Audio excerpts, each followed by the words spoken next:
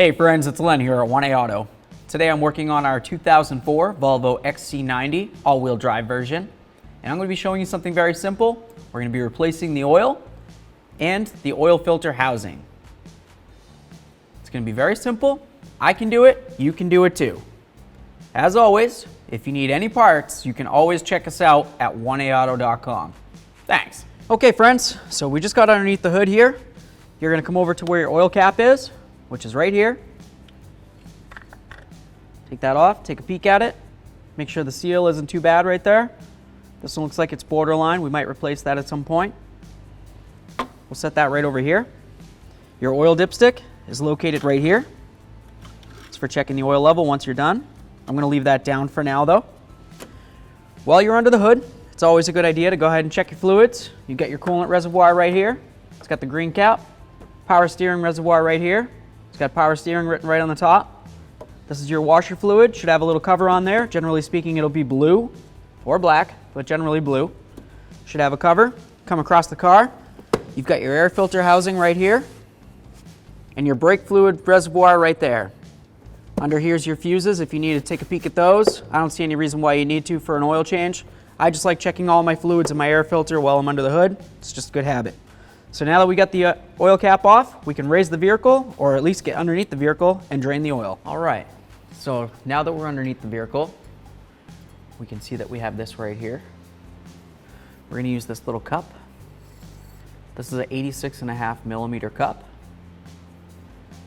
Just slide it right up on here. I like to give it a couple bonks just to make sure that it's completely set. If you kind of put it on and you just get the tip of it, a lot of times you'll just kind of round off the edges, in which case you're going to have a major issue trying to get your filter off. I'm going to use my 22 millimeter socket, my ratchet, just to remove the filter here, turning it counterclockwise. Got my oil bucket here, hand protection, and of course eye protection. Have a rag ready.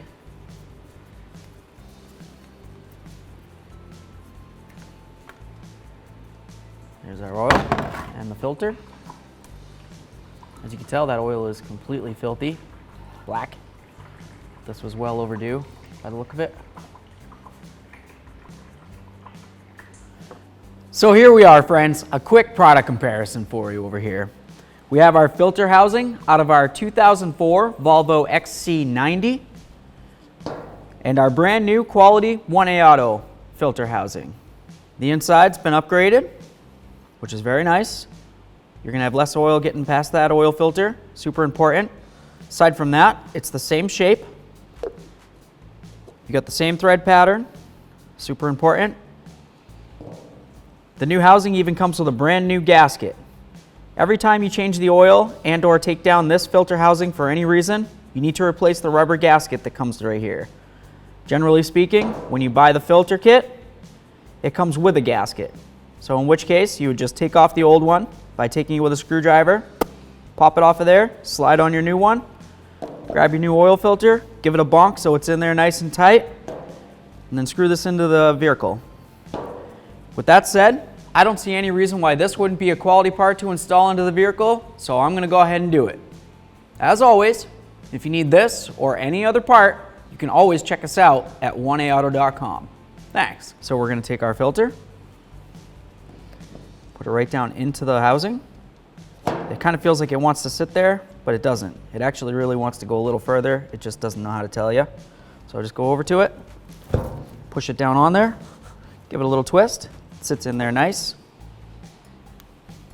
This is what it's supposed to look like before it goes into the vehicle. Now all you do is just add a little bit of lubricant along here, some brand new engine oil. So you lube your gasket, and then you can install it into the vehicle and torque it to 25 Newton meters. All right, so we got some clean oil on our finger here, gloved finger I should say. Just going right around this seal right here, okay? It's super important to make sure you put oil on this. Doesn't seem like it would be that big of a deal, but it's gonna help you in the long run. Next time you go to do this oil change, the gasket won't be stuck up on there and the oil filter will come off much easier. Before we go ahead and put this up in there, just gonna use our rag. Just come right around. Make sure that there's no leftover pieces of gasket in there. There's no debris, no gunk of any sort. Take this, right up in here, turn it clockwise. Okay, here's our little cup. I'm just going to tighten this up till it bottoms out, and then we'll torque it down. That's bottomed out. We're going to stop there. Grab my torque wrench. So we're going to go ahead and torque this down to 25 Newton meters. There we are. As you can tell, it's not very much at all. Just like that. Just a little wiggle. Let me get our tool off of there. A lot of times when the tool sticks on, you just take your socket and your ratchet and you give it a little wiggle like that, and it'll come right off. What happens is it just kind of gets jammed in on the flutes there as it spins. So you just got to break it free. All right, we'll get our tool out of here, clean up our mess, drain some oil, keep on rolling. So it's time to drain the oil. We're going to remove the drain plug, which is located right here. I'm going to use a 17 millimeter wrench. I've got my eye protection, of course, and my hand protection still. Put this on there.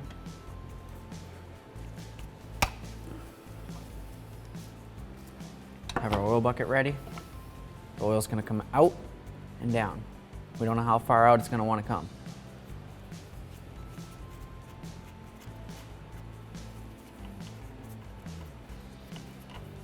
There we are. Heard the gasket fall in there, so we'll make sure we check for that. Here's our drain plug. Set that aside. So we've got the oil coming to a slight trickle there. We've got our new gasket, our drain plug. We wiped it down. We're just going to put our gasket right onto the drain plug, just like that. Put the drain plug up in here. You can wait as long as you want for the oil to finish draining. It's going to keep dripping like this for a long while, really. So pretty much as long as it's not coming out in a solid trickle and just keeps on running, and it's just at a drip like this, I'd say you're probably doing all right. But like I said, you can wait as long as you want. It's your prerogative. How much time you got in the day to do this, it's really up to you. Take our drain plug.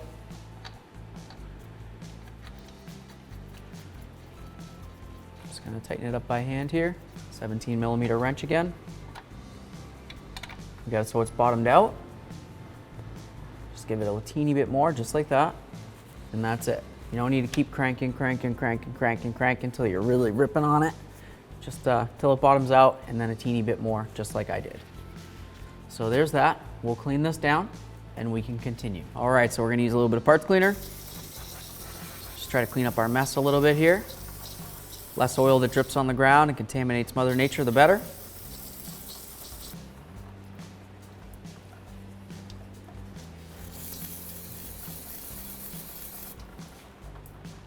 There we are.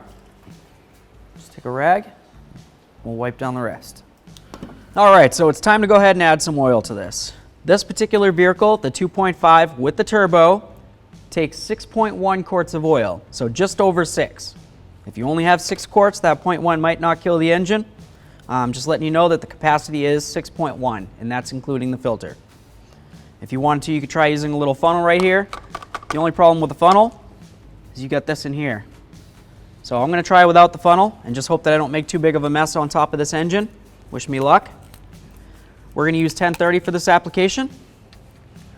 I'm just going to pour it right into the fill.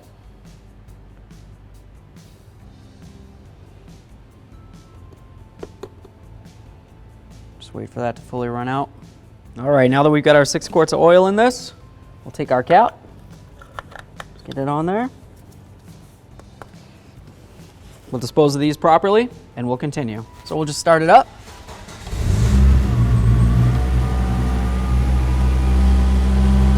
There we are. Let it run for a second here.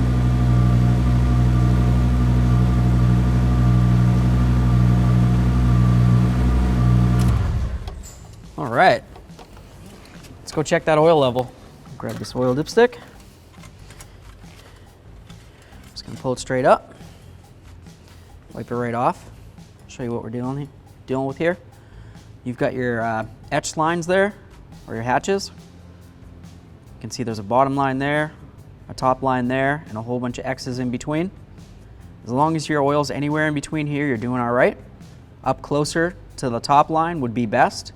Anything above the top line is the worst, okay? I would rather have it maybe a scotch below that minimum line there than even a little bit above the maximum. So, let's check it real quick.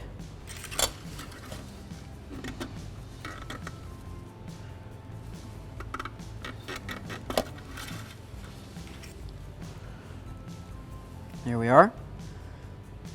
You can see it's just below the maximum. I would say that that's perfect.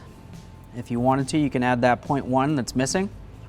But if you do end up putting in a little bit too much and you go over the full, you're going to need to climb back underneath there and drain a little bit out. Otherwise, your oil will get aerated and you can cause issues to the oil pump and, of course, engine damage. So, that said, we'll put this back in here. We'll make sure all of our caps and covers are tight. Anything that we might have loosened up. And if it looks good, we'll close the hood and down the road we go. Thanks for watching. Visit 1aauto.com for quality auto parts shipped to your door, the place for DIY auto repair. And if you enjoyed this video, please click the subscribe button.